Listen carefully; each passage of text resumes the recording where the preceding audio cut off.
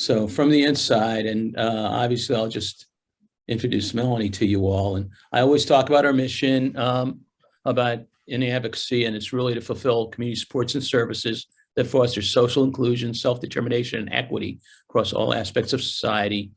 And I also want to put a plug in for you folks. Anyone that shows up, please advocate. You'll be getting this PDF.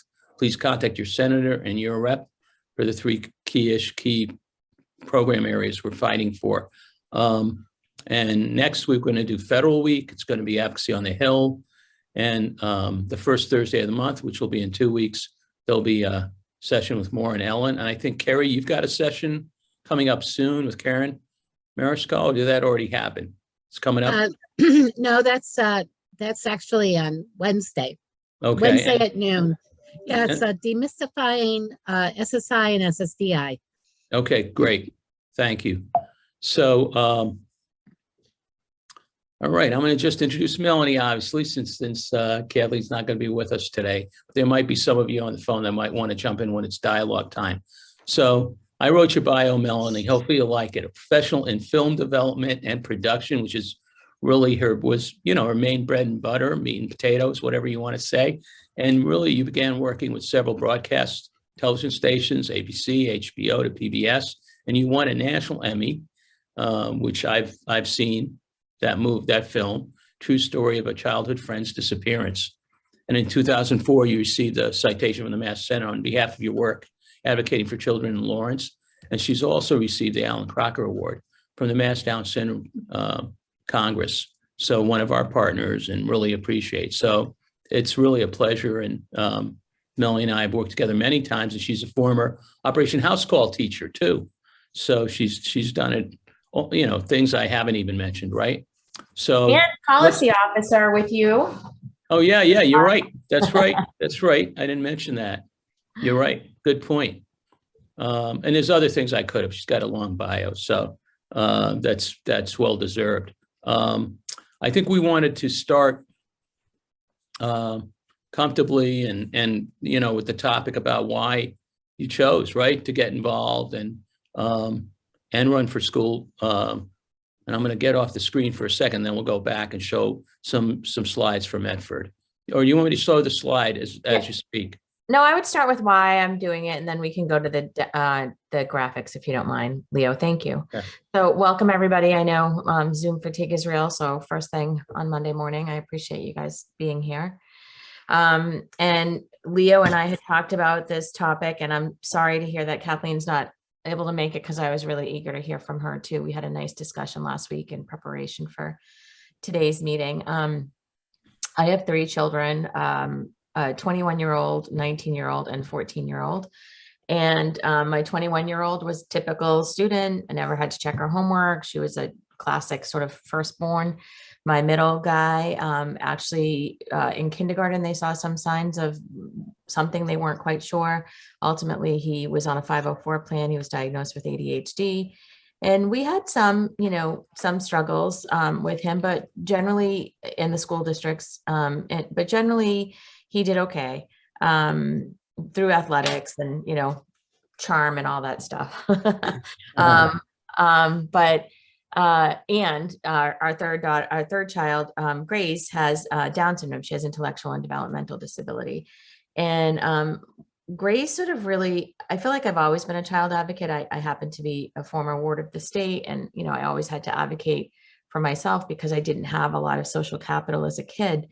But Grace took my advocacy to the professional level. Like I really had to learn how to become a professional advocate for Grace. And I did. I took the Federation's course on advocacy, among other things. I did the Family Leadership Series. I was the Alan Crocker Fellow for a year where I worked on a project celebrating the lives of people with Down syndrome and just really immersed myself in the disability advocacy movement because I knew that it was important for Grace because I could see how often she frankly was discriminated against in the community, in our schools, pretty much everywhere, because she wears her disability on her face, it was almost immediate that we would see this. So I really, began advocating. And when she was in preschool, I filed for hearing for an inclusive preschool in Medford.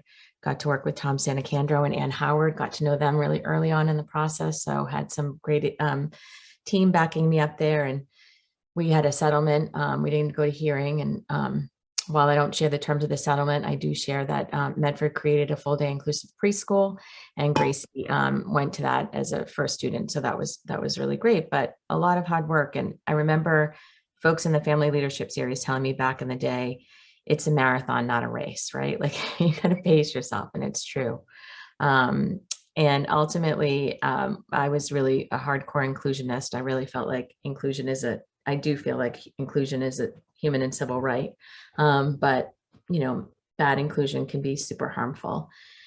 And we were experiencing some quote unquote bad inclusion in our public school district. And so Gracie ended up ultimately going in an out of school placement. And she went from one end of the, pendulum, full day, full inclusion, general ed, to the other, sub-separate out of district. And I had been the co-chair of our special ed parent advisory council for many years. I had even gone to Harvard graduate school to learn to advocate more. And I took a class there on community organizing, which taught me to really build our CPAC and empower families in our CPAC. And the way that we did that was by really encouraging them to go to the family leadership series, first of all.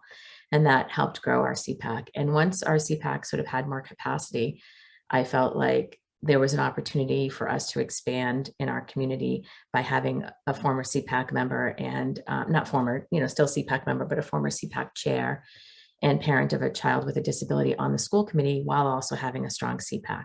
So I was really trying to think about how to triangulate the reach and the power in our district by having a good relationship with the CPAC, by having a member on the school committee, and having someone on the inside and someone sort of on the ground level, grassroots level, or some people on the grassroots level.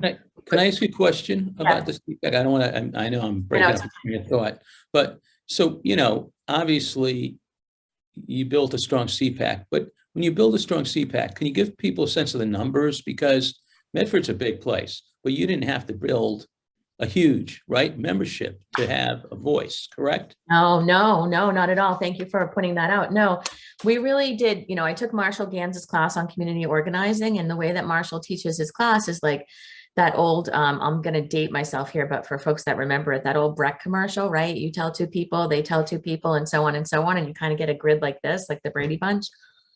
So we sort of would just like do one-on-ones with individual people and sort of recruit, people who we knew could not only have leadership capacity, but needed the CPAC, needed the community. And so that was really done through one-on-ones, like meeting people for coffee, talking about what our similarities were, and really sort of, and we created a core board. So we really created just like 4 or 5 members. And previous to that, it had been like 2 kind of running the show, or maybe 1. And that's not really running the show. But I learned how to delegate, and then they had, so once I had 5 core people that I had built one-on-one meaningful relationships with, I had them find 2 people that they went and built one-on-one meaningful relationships with. And, that we sort of expanded. Now we're back sort of in this model where we do feel like the co-chairs are sort of running the show right now. And we're recently just talking about that, but it's really empowering people and delegating and making sure that people feel some ownership and responsibility in the whole process. So whether it's just a small thing, like, would you be willing to run the election, or would you be willing to, be the treasurer to, is there a topic that you'd like to have the CPAC have a workshop on? Oh, great. Would you want to, co-lead that with me? And so really teaching them, teaching people, like they say, what is it? Teaching people to fish, right? And so it was really about empowering people in our community. And then, like I said, once we did that, we had a sort of steady grassroots base. We actually reached out to school committee.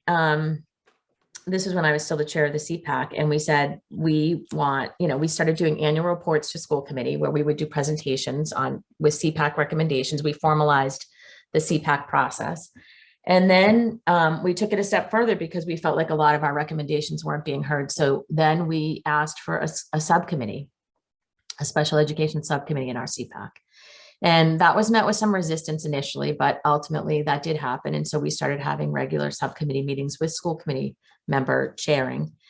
And we identified a goal for the year, sort of, again, using Marshall Ganz's sort of philosophy of community organizing, have one goal that we sort of wanted to accentuate. And that goal was, we wanted a disability awareness program in our district. We wanted something around a curriculum for disability awareness, because we felt like there was just so much need.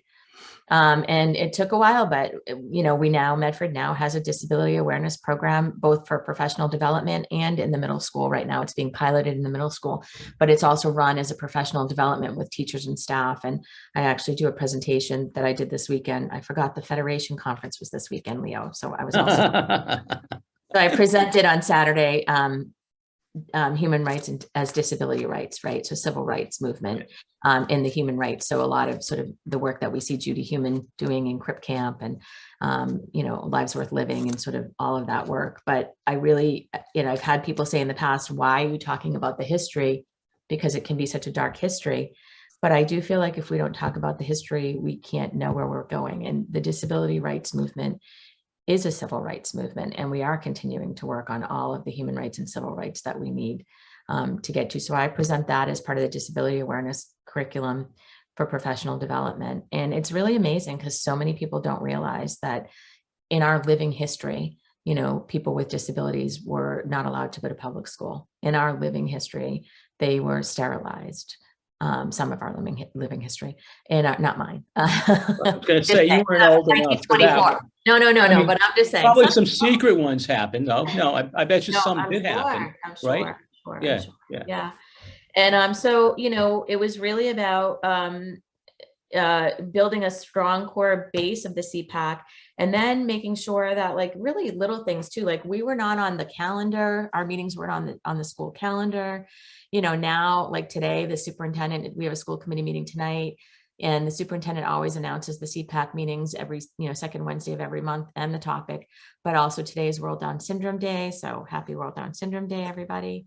And the superintendent has a presentation tonight as part of her superintendent update, where she talks about what World Down Syndrome is and day is. And, the hashtag is inclusion means. And so she's telling people, that tonight or whatever. And that is a huge leap for our district, which, it's a small leap in terms of the movement, but it's a huge leap for this district. And we have a new superintendent for the first time in almost 30 years. So she came on board about 4 years ago.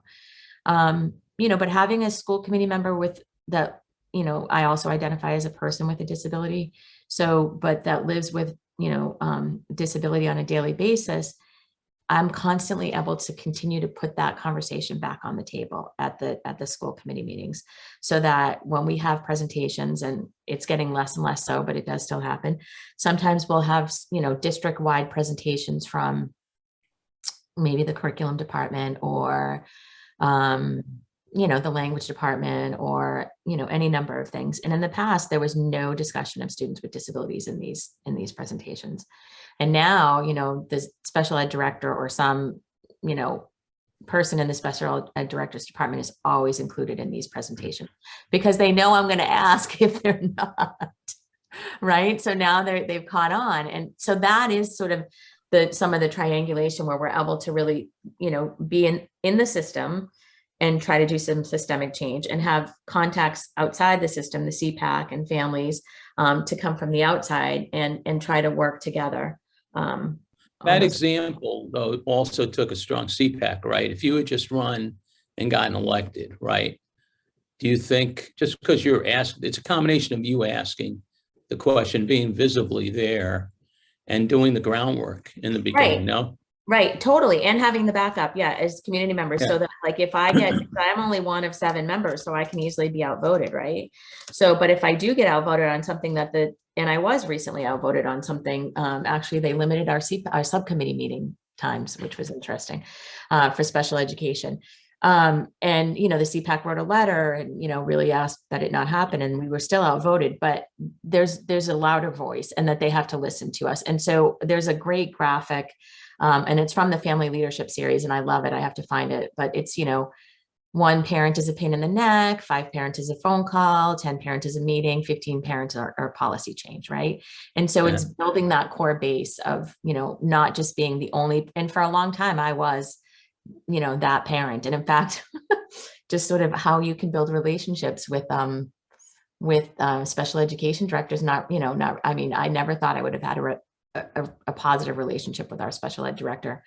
She's since gone, but we did build a positive relationship, and we were a powerful example to other people because people knew that I had litigated with the district, and yet I was the co-chair of the CPAC, and yet she and I communicated with each other. And that was because we met monthly and we sat down, and sometimes we would have knockdown, drag out discussions, 2 hours long in her office, or people would be with us, it would be like kind of a bickering married couple, people would see us sort of debating each other. And I think I would have to stop sometimes, interrupt us and say, if people are worried that this discussion is sort of going off or whatever, this is how we can communicate with each other. Don't be worried. Like, we're not offended. We're actually learning from each other. And we gave each other the room to be able to have those tough conversations and to learn and to listen from each other. And that was relationship building. And that was hard. It didn't come easy, but we now have t-shirts that the co-chairs of the CPAC now and myself recently got gifted t-shirts from a member of the administration who shall remain nameless, but we loved it because we said we wanted to make these t-shirts, and this person happens to have a cricket. So they gave us t-shirts that says "that mom." And we just sort of, and it was funny. It's sort of like, yeah, I am that mom. Well, I want to ask you about the limiting, just for the limiting the meeting time. Is that formal meeting time during the school committee meeting, or is that? No, they wanted to limit the number of school committee subcommittee meetings because I'm now the chair of the special education subcommittee as a school committee representative, because the previous school committee representative, is no longer on the school committee, and I became the chair. So I was actually having monthly meetings and to sort of build momentum around some initiatives that we have. And I have to have 2 other members of the school committee on my subcommittee with me. And I think that they just felt like it was too much of a commitment. Too much. Okay. I just want to make sure it's a formal, do all school systems have a subcommittee on special ed? And no, do they meet? No, they Okay. don't. And you can ask for one. I mean, you can ask for a subcommittee on anything. And so, no, don't. And how many subcommittees does in Medford? Do you know offhand? Well, we had a huge change. Yeah, right now we have like probably 7 or 8, but there was that many before, but most of them were primarily defunct and had not really been operational.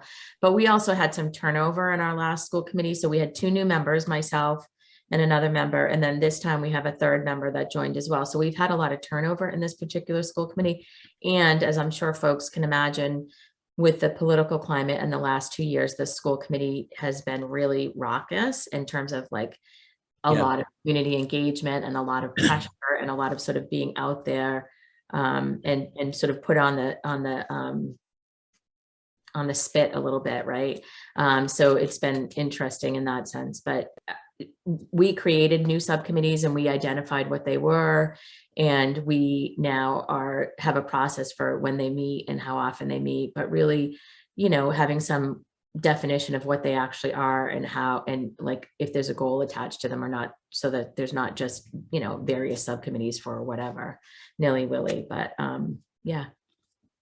Yeah, what I was wondering is if we should show, I'm just curious about the percentage of special ed in Medford, show how many students there are on the slide. You want to show the graphic? Yeah. Mm-hmm. Yeah, let me show that graphic and then. So for folks that, don't know this, all of this information is available on every district through what's called profilesdoe.edu, I believe. And so every district, we were going to show you some comparison between Dartmouth and Medford, but you can see, Medford is almost 60% white. Although the school breakdown is very interesting, but anyway, you can go in and disaggregate. Yeah, so it's higher. It's a little higher than the state average. It looks like. Yeah, a little bit. Mm-hmm. And then in terms of African American, it's a little higher than state average. Yeah. Yep. And Asian students. Yep. Yep. And it's lower in terms of Hispanic or Latino. Right. Mm-hmm. It's interesting. Okay, and then let's look. The data is interesting. I think check your data. It's always interesting, and you can disaggregate. But if you want to go into the student population, remember that slide we talked about? Yes. So let me ask you this though: is this your total enrollment right here, female, male? Mhm. Okay, so for about 4,000 students, let me skip over Dartmouth. Okay. And Yep. here's And so then, students. yep. When you go on the tab for profiles DOE, they'll have all kinds of information. There's a student one, a teacher one. You can see what the teacher ratio, you can see what the demographic racially is for teachers, you know, all kinds of stuff. All of this is sort of interestingly available for districts, a lot of not available so much for special education and collaboratives, which I'm working on that systemically. But So this is just graduation rate though. So this under reports, right? How many right, this is students? right for these are cohort that graduated. Yeah, you always Oh, have to dig, but it's also the indicators. See the indicators. So the way that the indicator 1, 2, 3, the way that DESE, and this is really, I think, an important piece of information, especially if you're thinking about how to strategically plan for your district, because DESE reports on 8 indicators, right? And you can find those indicators on the DESE website. And so there are things like graduation rate, participation and performance on students with IEPs on MCAS, dropout rate. You know, indicator 8 is family and community engagement. So like when you're trying to make something happen systemically, say from a school committee, you know, perspective, you might say, you know, well, indicator 8, you know, is really about family and community engagement. And, you know, we have a commitment to, you know, so on and so forth. But yeah, you can dig down into the data for, you know, participation rate for students with IEPs on MCAS, proficiency rate. But that doesn't have our total students with disability. We're higher than the average. I haven't looked at it, sorry, recently, but last I checked, we were slightly higher than average for students with disabilities. But it also doesn't specifically, sorry, it also doesn't specifically talk about like programming, which we worked with our special education director, the one we have now, to put in programming on the website, because special education directors do create programs, even though, you know, obviously every education is supposed to be individualized with the individual IEP, but they still, you know, do cluster in programs for cost effectiveness. And so we wanted some definition of programming, because so many families didn't have a grasp. I didn't for a long time have a grasp of what is the programming and what does that look like. Thank you, Leo. That's the one that I'm looking for. So this is the website itself, just for people to know. I downloaded a couple of slides, but not all of them. So let's go. Is this the enrollment by grade? But now we're looking for special. I was just It was looking. the one that you just had. If you go up and hit special ed. Okay. Yep, that's what we did. Okay. But the issue is I was trying to compare it to your total. No, you did have it a minute ago. Go back to the general. Sorry. I think it's general. Go to general. See the tab that says general. Yeah, oh, I see. Yeah. Oh, Yeah. there it is. Okay. Yeah. Students with disabilities is 20.2. Okay. But 53.9, you know, high needs, which is the combination of all of those, which is high. So we are a high needs district. I like to say, So just to be clear though, the high needs, would that include students with disabilities within the number? yes, it does. Yes. Yes. So and high need includes people of a different language? Yep, it's all of those. Low income EL students with disabilities, 53.9%. Wow. District. I know, it's a lot. So having though, given that special ed or students with disabilities are over 20%, having a subcommittee makes a lot of sense, right? It does. And even if it's 12%, it would make a lot of sense. Yeah, exactly. And I mean, so we have roughly 800 kids on IEPs in our district, right? Which is, you know, 20% of the 4,000. But, you know, this data can be used. I love the way that data tells a story. And as a storyteller, you know, documentary filmmaker, I talk a lot about using data to tell a story. So actually, I thank you for this reminder tonight of I want that change for most vulnerable. I like the term most vulnerable as opposed to high needs, because we're starting to have budget meetings soon. And when you talk about high needs, people, especially around budget, you know, like that high needs is like really kind of derogatory. It's like, oh, those are the high needs students, meaning those are the ones that are taking all the money for the stuff that we really want, is sort of the subtext that I hear when I hear high needs. When I hear most vulnerable, it's like, oh, those are the students we should be helping, right? And so I try to flip that switch. So tonight when we're talking, I'm going to say, well, you know, 53.9% of our students are our most vulnerable students, right? Because I've had this graphic reminder today. So thank you for that reminder. I'm poking in there every now and then, just to, especially before my school committee meetings or even keeping that in my notebook just to have it sort of handy. I want to do 2 more things before we have a dialogue. I know it's, by the way, Tim Sindelar is on too, and there might be other people. Yeah, hi, Tim. Something to offer in this dialogue. One thing I was saying, you brought up, well, first place, let's bring up the absurd thing first, what they call sometimes the programs or you want to do that? Just touch Yeah, on we it can do that. Yeah, you want to take this graphic down? Yeah, Thank yeah, you. because, Yeah. and then we'll talk about curriculum really quick too. Yeah, Those and are two so, things. so we did ask that the district share their programmatic elements on the website, which that was met with a ton of resistance. The CPAC had to really move that forward. And we helped them wordsmith it and everything, because I think there was a lot of concern that there was going to be legal issues around, like, placing kids in program elements as opposed to individualized. But we just sort of said, listen, they exist and they should be made public. So Medford has what they call an access program, which that would be, I think they named it that because that would be the kids who are, have access to the general curriculum. They also have what they call a connections program, which is generally, so the access program, I would say, is often kids with intellectual and developmental disability. The connections program is often kids with autism. The language-based program, which is often referred to as sort of the resource room. So access, connections, language-based. So, but access. Therapeutic learning is the other one. But those are the kids you have to fight, like you have to fight for your daughter to have access.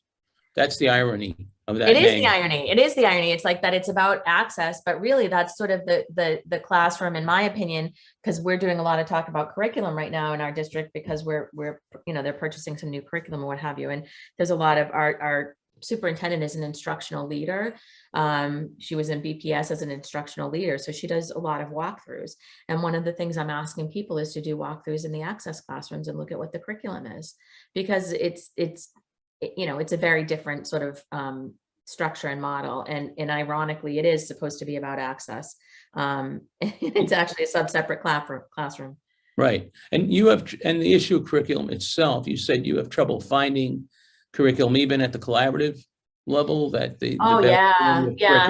Yeah, Tim and I have had some conversation about this. Tim Sindelar and I have had some conversation about this.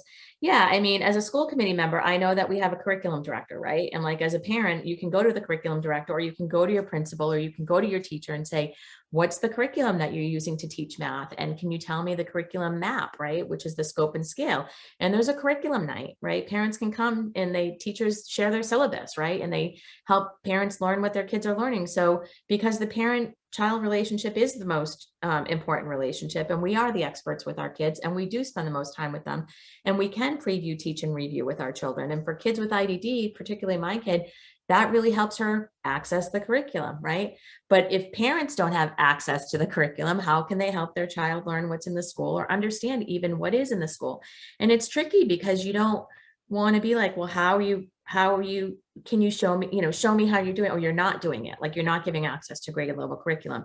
But somebody was just telling me the other day, well, what you can say is show me how you're doing that, right? So like a lot of out of districts, I actually had a phone call this morning with the head of the out of the collaboratives, Joanne, I forget her last name, but great conversation this morning, because we were talking about curriculum and accountability for collaboratives and for Chapter 766 schools. And if you go on that profiles website that we just shared for the district and you click collaboratives, you'll see none of that information. If you click Chapter 766 schools, you'll see none of that information, or very little, which is really surprising to me, because a lot of those are federal requirements. Like, you're supposed to have discipline data, right? You're supposed to have all of those things for your school. Now, some people say, oh, the collaboratives get away with that, if you will, by just reporting it to their school district, and then their school district embeds it in their information, which is, if that's true, it's a little shady, because you're really supposed to disaggregate the data by school. So how do we know how that's reported?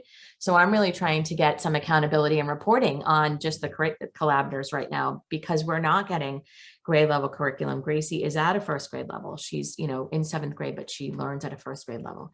But I don't want her to continue to get books that are, Dick and Jane, right? She needs to learn about, all the things seventh graders learn about. Right, grade level. Yeah, grade level stuff. So I wanted to touch on, so we've touched on a lot, just gone from like, how do you work systemically? How do you recruit people, developing a strong CPAC, the reasons that you chose to do this, which were powerful reasons. And then the state of, just having a subcommittee on special ed, ability to ask about curriculum. These aren't, but things we take for granted too, even how they name the classes and then how they follow through with it, So sometimes, I've learned like a name, hey, let's pick a nice name for this, but that doesn't really, it's good to have a name that reflects what's going on, if possible. But I don't know if anybody else wants to ask Melanie a question or wants to be part of this dialogue from their experience. And you can see there's a lot, it's federal law, there's state law, and yet on the ground, you have to implement the change to be consistent with those laws, right? Yeah, that's a Doesn't big just issue. happen.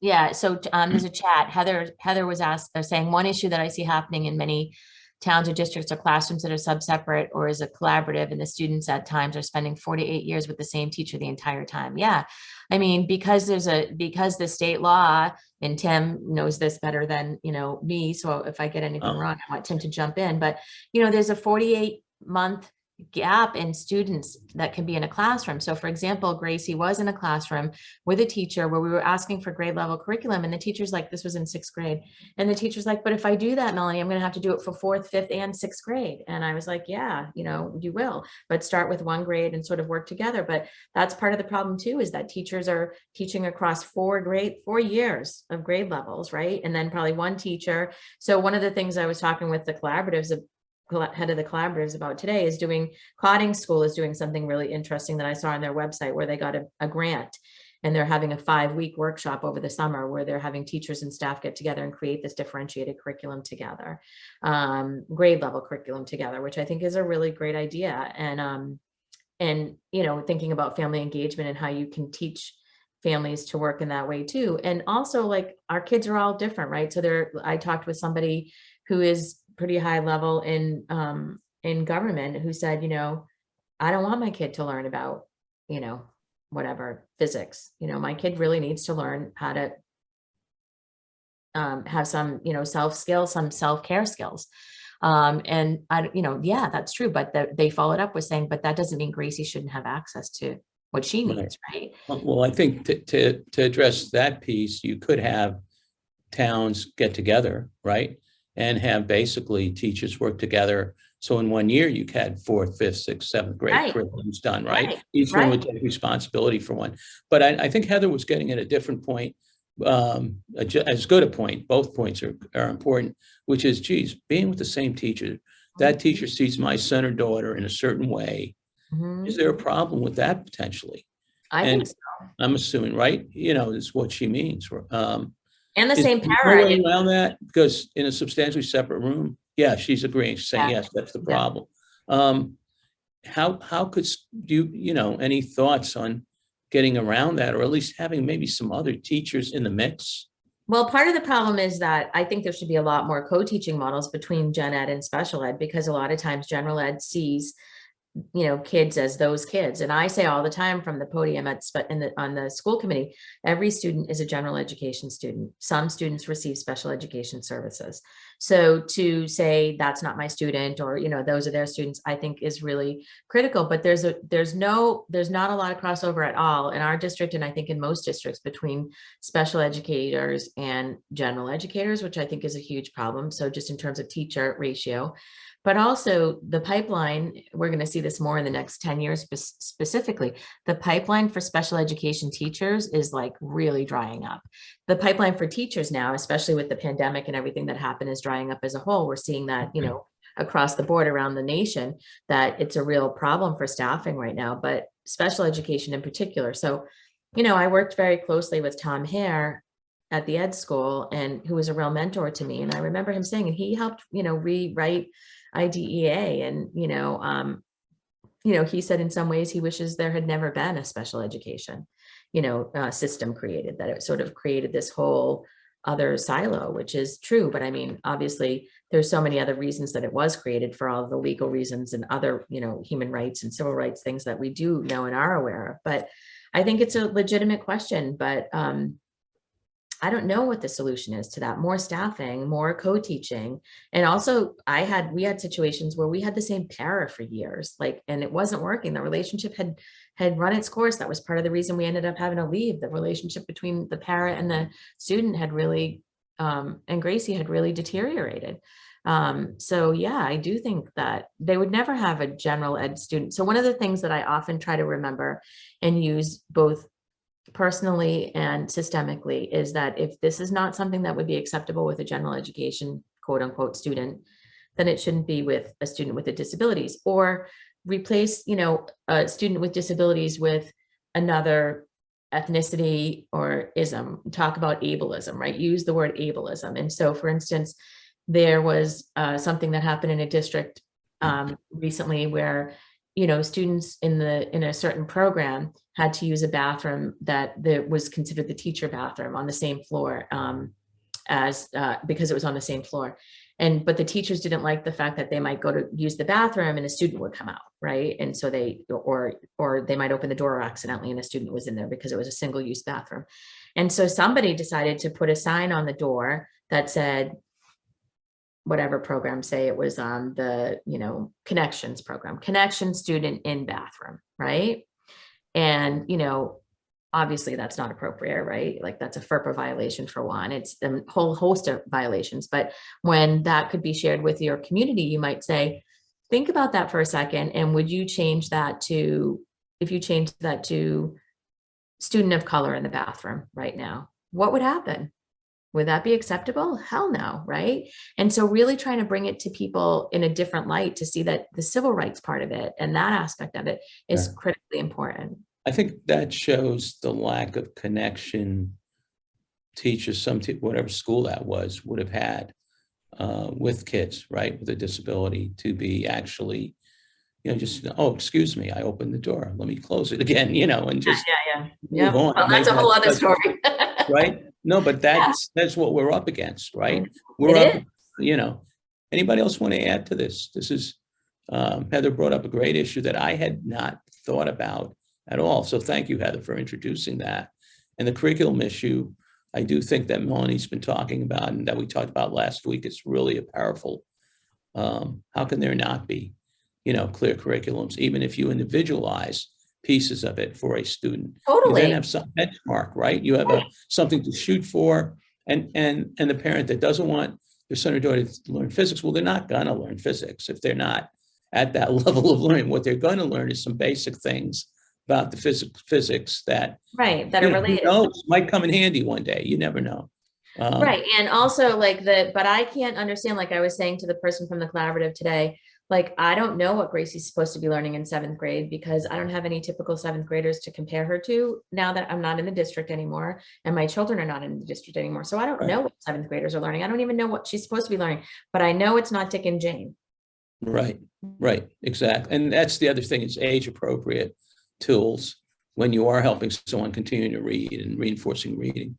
Heather added that, yes, I can't believe that my high schooler would have never spent an entire day with the same teacher. I'm supporting someone who's 21, who's been with the same teacher since 7th grade. So that's powerful stuff. And at Ed Law, Tim said, we're looking at IDEA Part D grants. I was shocked to learn that Mass DESE does not receive a personnel or material development grant, unlike 30. So 37 other states receive personnel or material development grants, which would get to the curriculum issue. It would also get to other personnel being trained to work with special ed students. So maybe there'd be at least some co-teaching involved. I think, Tim, you're getting at that point on the personnel side, and clearly on the material side, curriculum. That's really good to know, Tim. And I wonder how we advocate for that, because that is really good to know.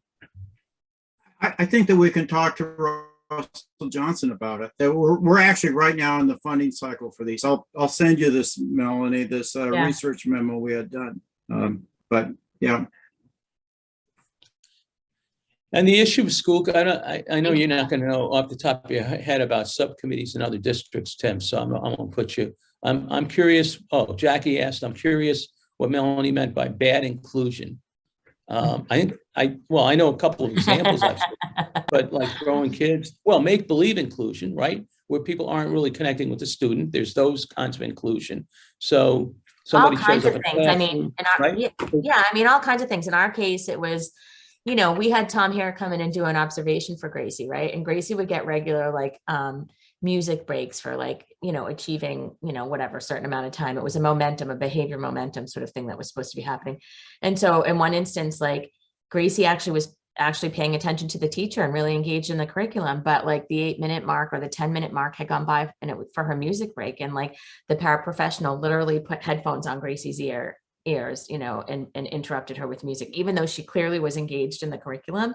So it was sort of like, that was an example of like over the paraprofessional being overly involved in the education. And also, for Gracie, she was the only person with a disability in the classroom. Actually, she was the only person with IDD, I think, in her whole school, in her whole elementary school. And so the poor baby, like I was putting her in this situation, and I had a lot to learn as a mom too. And Tom Hare and Leo and others taught me about making sure she has a disability community and friends with disabilities and things like that. And I hadn't really been providing that for her because I was so intent on the civil right of inclusion, which it is a civil right, but it doesn't mean that people are going to do it or going to do it well.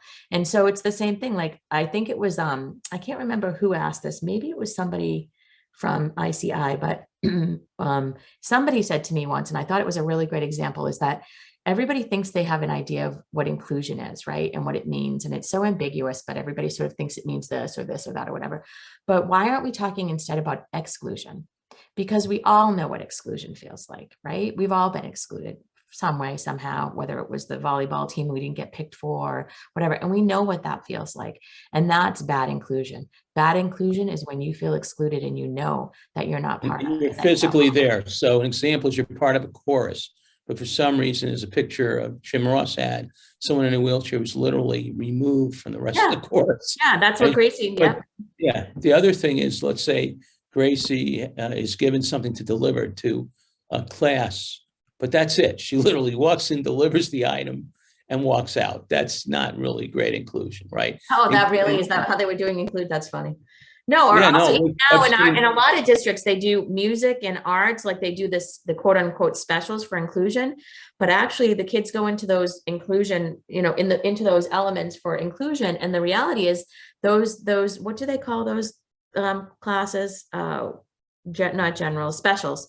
Those specials have absolutely zero training on inclusion. So, a 7th grader is learning about the elements of music in 7th grade for inclusion in music, right? Like they're learning note writing and whatever. So if you have a kid with IDD coming into that classroom, they're not going to be interested in the elements of inclusion, of note, music.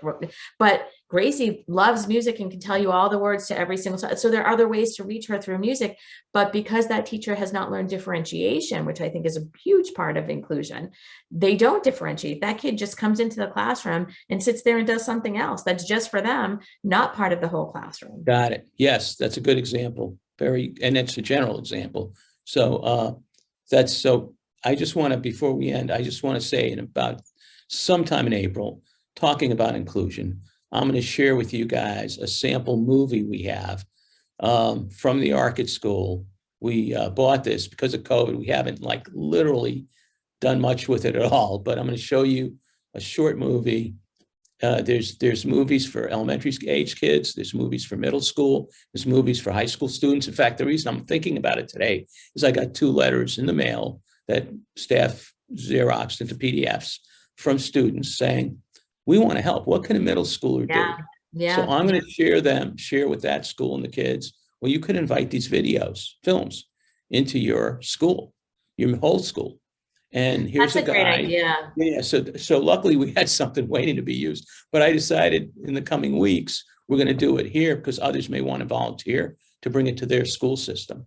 And we would make it available. Yeah, we would make it available to anyone who wants. So it's a high school, elementary school, and we just have to schedule it because we only have one at a time access, but that's not a big deal. I would think. Really? It's one at a time access. Well, one at a time, meaning, let's say you're doing it in Medford, the same time someone's doing it in Bridgewater, that potentially we haven't tested it that way, but I'm assuming it would be a problem. Good to know. Yeah, but you might be the able other thing we talked about, Leo, and I don't know if people came on this call for this today or not, but just putting it out there. The other thing, especially with Kathleen and maybe other folks, the other thing that we talked about potentially was, how to run for school committee too. So I'm happy to have that conversation if Okay. folks are interested at some point. But I think it's really important to think about, if I could leave folks with two things, I would say, think about running or finding somebody who can run in your district that does represent the values that you and your family have, one. And the other is really normalize and make general the term ableism, right? I think people need to hear ableism, ableism, ableism all the time, because we're just starting to use that term in our district and people are just starting to understand what it means. And it is the discrimination against people with disabilities in favor of people without disabilities, right? So ableism. And I think just like racism, sexism, you know, all those other isms that we see, you know, really using that term and making sure that your community understands what that is, because you have to first have a word for it before you can dismantle it. Well, thank you, Melanie. It's been a pleasure having you with us. I appreciate everything. Thank you, you everybody. prepped and all that. And Tim, thanks for joining us for a while. And those of you that participated, thank you and have a great week. And next week we'll do some federal stuff. All right. Thanks, everyone. Thanks, Leo. Take care. Bye. Bye-bye. Good seeing you. Bye, Tim. Bye. Take care, everybody.